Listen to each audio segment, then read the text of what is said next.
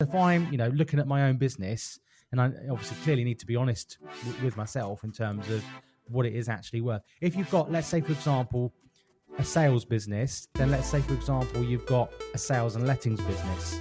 So, unfortunately, most people aren't going to like this if they are mainly estate agents listening to this podcast. Estate agency, if you're a pure estate agency, your business is not going to be worth a huge amount. Unless, like I said, it's 6 to 8. And the reason for that, it's not necessarily that there's not buyers in the market that aren't interested in that. It's because funders don't like it. So funders do not like the cyclical nature that we have in estate agency. So, we have the peak in 2021, then we have the drop, then you have the peak again in March, April this year. So they don't like things going up and down because that's not steady, that's not contractual. What they really like, funders, and this is why the space in acquisitions has definitely changed in the last 2 to 3 years, is the funders, and we've been attracted by a lot of different funders, is they like the contractual nature that comes in from lettings, and that's mainly your managed and your rent collect, because that's guaranteed, it's residual, it's coming in every single month. You're banking 50k every single month, they can see that, and that is a good investment, that's a good purchase. Estate agency businesses, whilst you may have been there and established for 35 years, you're the market leader in that town, someone acquiring that business, that pipeline could change, and unfortunately the brand value is just not seen as the same. What we do say to a lot of business owners that are purely in estate agency is, if you are looking at your exit strategy 5 to 10 years from now, really focus on getting, you're either an estate agent or you're a letting agent, and loads of letting agents that have become estate agents have done it by default and vice versa.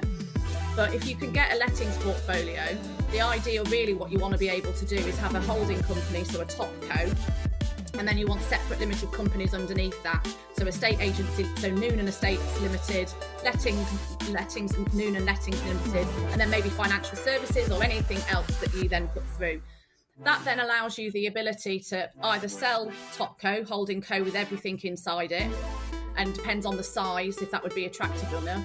But then at that point, if you've got just a lettings business, you can just sell lettings, and that would be worth more than it would be if you have a estate agency as well. So we're seeing a lot of businesses at the moment just selling their lettings part of their business and retaining the sales, because they believe that over a 2-year period, and they do, will receive more income over that 2-year period than they would if they got on an exit.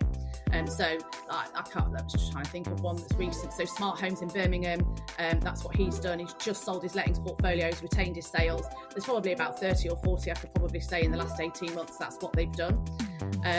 The reason why I say, James, is having this holding co is all about tax. Okay. So if you were to just sell lettings at the minute, and your business was all Noonan Estates Limited, and you had everything in, and you just sold lettings, you would have to pay capital gains tax on that. Wow, and obviously that has increased quite a lot.